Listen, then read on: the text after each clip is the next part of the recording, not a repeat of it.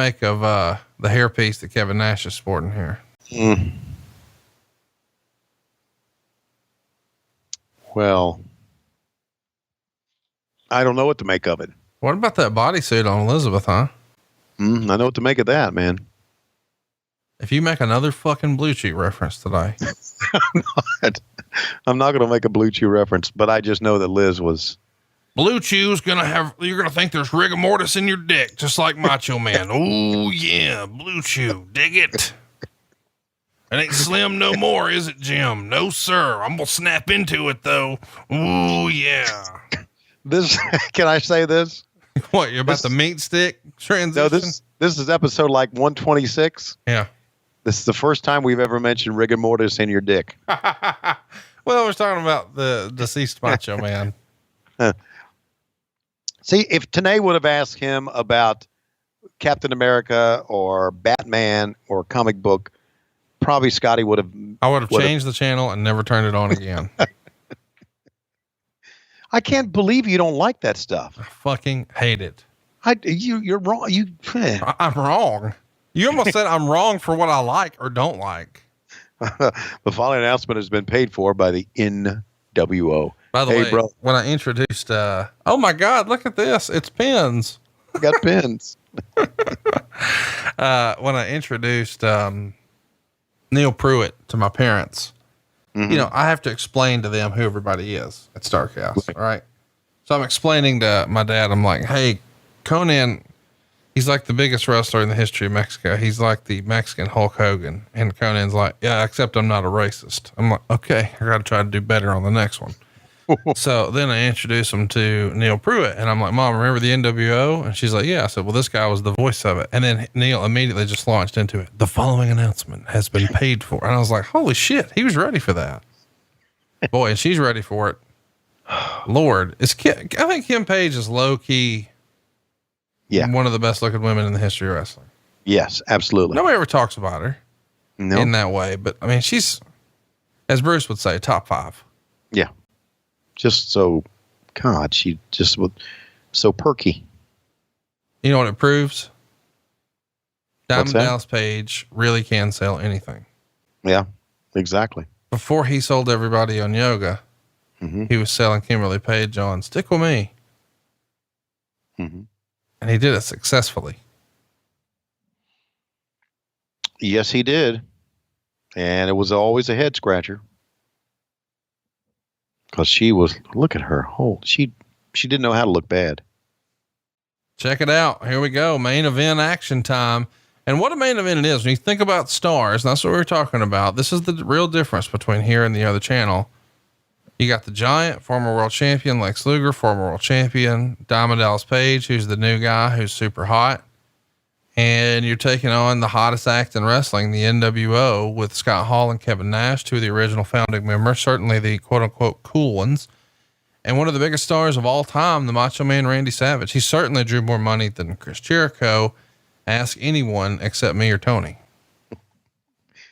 I don't know how you can put a measuring stick on that, but you're right. You're right about the big time stars that they had here. Absolutely. Big time stars. And it was, man, we were so hot back then. Even though we had the paper, Las Vegas, it didn't matter. It looked good for TV. And it looked like we were sold out. The regular fan watching in Cheyenne, Wyoming didn't know that this house was papered, did they? Yes. No, they didn't. No, they didn't. I'm being a smart ass. Why are you so sensitive today? They did not. And so it looked good. And you think, man, they're in Las Vegas and they've got Ric Flair and they got the great cruiserweights. And now they've got Diamond Dallas Page and they got the Macho Man. We've heard from Hulk Hogan. Man, they are the place to be. But was also driving the train, I think, was the fact that we were in the midst of a Monday Night War here that we were winning. And I think people also tuned in to see what would happen next in the war. Not necessarily what would happen in the ring, but you can't miss it because you just don't know who's going to show up next. Didn't you think that was a big part of it? Yeah, I do. The surprise, the swerve. Right, the swerve. Hogan coming over, but Hall and Nash walking in, and then I mean, you can go on from there, but you just didn't know who would. It was not all nWo. I mean, Heenan ended up being with us, and Okerlund ended up being with us, and you just didn't know who would show up next. And right. I thought that was a part of the interest of the Monday Night Wars. That will never be duplicated again, I don't think. Not in that way. I don't think there's any question. Without question. Okay, I don't think there's any question. Now, I want you to comment on this as best you can. Okay. Because I know you're friends with Cody. Do you think there's a war going on now? 100. What? The kids say 100. It means 100%. I agree. Right. Positive affirmation. Yes. There is a war going on now, and it's 100. 100. It is not developed fully because AEW doesn't have weekly television as of yet. No, it's developed fully. Okay, it hasn't. Okay. You really think it's developed fully? Yep. Okay. When you're signing guys to long contracts and for more money than they've ever made before in their life, and they're not even on TV, and you're signing them because you don't want them going to the competition. When you start spending money, here's to me when I think the war's on. And you're going to say this is simplistic, but I think this is it.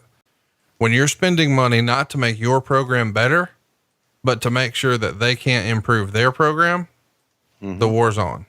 Right. Now, if you're just investing all of your time, effort, and energy in making your show better, then, the argument can be made, there's no war. But when you're spending time, effort, energy, and money to hurt their show or to keep someone from doing well on their show, you're now not focusing on your shit. You're focusing on their shit, and the war's on.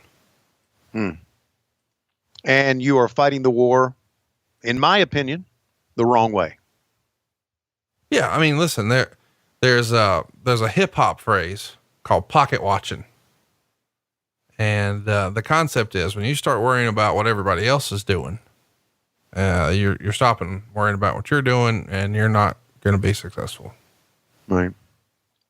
So a lot of pocket watching going on, man. God damn, look how young and hip you are. I mean, you got all that hair off your dick, and now you're just like cool guy Jones over here. I am cool. You know what? And I wasn't cool until I met you. Do you think you're more aerodynamic since you got all your dick hair off?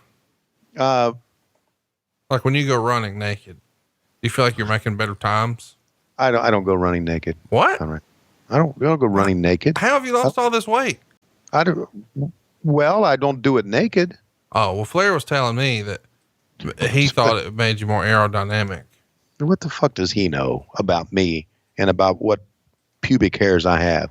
Well, you know all about his. You talk about him every week here on the show. Head double. Look at the big headbutt from the Giant, man. He's going to choke slam them both. Next time we're talking about Flair's penis, or Flair, can you not say, look at the head? I mean, don't start a sentence that way. I'm scarred a little bit just from your stories. Uh-oh. Here comes the main event. The Hulkster. And I would imagine we're going to have Sting make an appearance here as well, aren't we? Wouldn't we?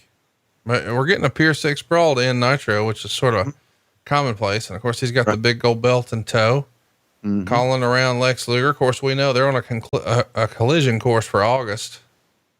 They don't know that yet, but we do. No. Oh, that my God. I love Hulk, but Hulk did not want to hurt anybody, boy. No, he didn't. He just fucking touched him with it.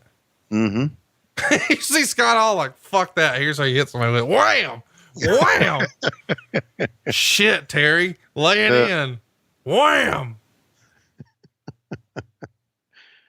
Dude, he fucking nailed him. Yeah, he did. That's great. There's Scott Norton. When are we going back to Japan? I'm over there. When are we going? Think we should sell some shit over there. Chono's got a few ideas. Oh, God. This is NWO at its best, man. Can you believe all the angles and storylines and history that are in that particular belt? You think about that. I mean, at this point, that thing's been used in nearly every week for 11 years. Dusty Rhodes and Ric Flair and Ricky Steamboat. Now it's spray painted with the NWO. What a legacy that belt has. Had been in the WWE. Yeah. Yeah. Had been on WWF TV. It had been to Korea, son. Right. And North Korea. And title changes in Japan, and Muhammad Ali and Shaquille O'Neal and Macho Man just laying in these elbows. And by the way, the reason the ribs are, boy, that's not him. No, it's not him. The reason the ribs are taped up is legit. Macho Man broke one of, there he is. Macho Man broke one of his ribs with one of those elbows off the top, for real. And he just keeps laying them in here. This is the third one, fourth one. Third. Wow. It almost feels like, when you're a kid and everybody takes turns, like doing tricks off the diving board. Down comes Sting. Fans were so pissed off. You see one of the fans threw a beer or something in there. He's got the harness underneath his jacket to conceal it. There he comes. You can tell that's him just by the way he's moving. Right. It's funny, you could just so easily identify guys with their mannerisms or movements. You don't even have to really make them out or see them. And look who it is. Kurt jumping ship here, showing up. Of course, he left the company a long time before this. Oh, and now here comes Raven. Boy, you guys knew how to end the show. Yeah. Raven jumping the guardrail after not giving any comments. They want to know what's Kurt doing here. And everybody wants to know, wait a minute, what about Raven? And we're done. Pretty good end to a show, I would say. The idea is to leave them wanting more, right? Right. And the idea is to say, hey, how'd that happen? Or what's going to happen next? When you can give a cliffhanger, you got them. Great job.